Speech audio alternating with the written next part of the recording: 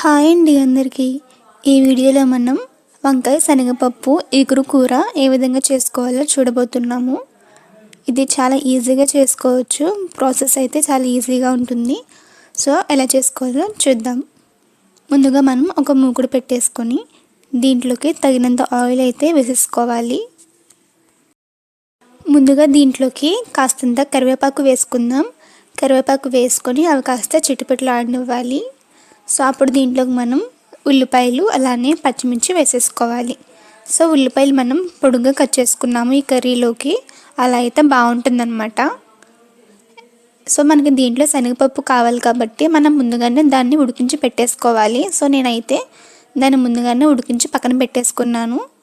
So ఇక్కడైతే మనం ఉల్లిపాయలు పచ్చిమిర్చి ఇవన్నీ వేసుకుని చక్కగా మగ్గించుకోవాలి. సో మనం ముందుగానే ఉప్పు అయితే వేసేసుకుందాం, అప్పుడు అన్నీ కూడా తొందరగా మగ్గుతాయి. సో తగినంత ఉప్పు వేసుకొని ఒకసారి కలిపేసుకోవాలి. మీకు ఉప్పు అనేది క్వాంటిటీ తెలియకపోతే ఎంత వేసుకోవాలో స్టార్టింగ్ కొంచెం వేసుకోండి, తర్వాత ఫైనల్గా ఒకసారి టేస్ట్ చూసి సరిపోకపోతే మళ్ళీ వేసుకోవచ్చు అనమాట.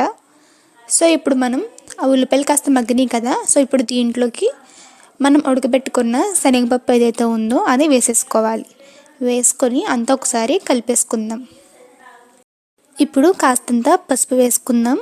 సో ఇది చాలా సింపుల్ కర్రీ అనమాట. దీంట్లో మనం ఎక్స్ట్రాగా మసాలా లాంటివి ఏమీ యూస్ చేయమన్నమాట. ఇప్పుడు దీంట్లోకి మనం వంకాయలు వేసుకోవాలి. సో మనం దీంట్లోకి నల్ల వంకాయలు వాడుకోవాలి. సో అప్పుడు మనకి టేస్ట్ బాగుంటుంది. ఇలాగా ఈ సైజులో కట్ చేసుకొని వంకాయలు అయితే వేసేసుకోవాలి. వేసుకొని అంతా ఒకసారి కలిపేసుకుందాం.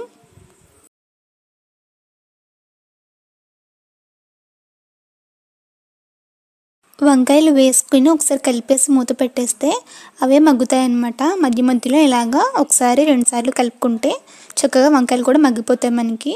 సో ఇప్పుడు దీంట్లోకి తగినంత కారం వేసుకుందాము. సో దీంట్లో మనం కారం మీకు ఎంత కావాలంటే అంత వేసుకోవచ్చు అనమాట. ఒక 2 స్పూన్స్ వరకు కారం వేసుకొని అంత ఒకసారి కలిపేసుకున్నాము.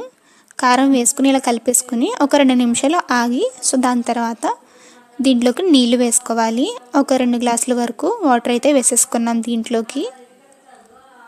సో ఇలాగా నీళ్లు వేసుకుని అంతా ఒకసారి కలిపేసుకొని ఉప్పు కారం సరిపోయిందా లేదా అని చూసుకొని ఒకవేళ సరిపోకపోతే మళ్ళీ వేసుకొని చక్కగా ఒకసారి కలిపేసి చక్కగా ఇలాగా ఎగిరేంత వరకు మనం కుక్ చేసుకోవాలి. అప్పుడు మనకి వంకాయ శనగపప్పు కర్రీ అయితే రెడీ అయిపోతుంది.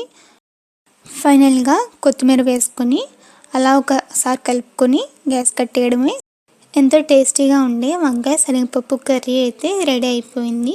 సో ఈ విధంగా మీరు కూడా ట్రై చేయండి, చాలా ఈజీగా ఉంటుంది. వీడియో నచ్చితే లైక్ చేయండి, ఛానల్ని సబ్స్క్రైబ్ చేయండి.